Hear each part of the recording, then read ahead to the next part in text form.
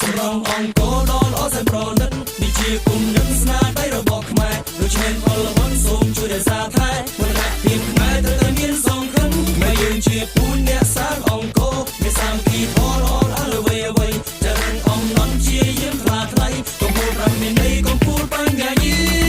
ណយើងទាំងអស់គ្នាសមនឹងខ្លាំងណាស់ទាំងក្មេងទាំងចាស់បានកាត់មកជាកូនខ្មែរមានក្រុមវណ្ណៈក្រុងចំការស្រែក្រមពុនលឺខែលើដែនដីសវណ្ណភូមិរួចពីសង្គ្រាមកំណាយខូខើបងប្អូនរស់នៅដោយក្តីសង្សានមានម្ហូបអាហារនិងលំនៅឋានជួបជុំសន្តានមានសុភមង្គលក្នុងទឹកមានត្រីក្នុងដីមានរ៉ែលើដីមានស្រែមានដំណាំដាំដុះបន្លែបង្ការផលហាចម្រុះមានភ្នំមានជ្រោះមានកន្លែងកំសាន្តហេ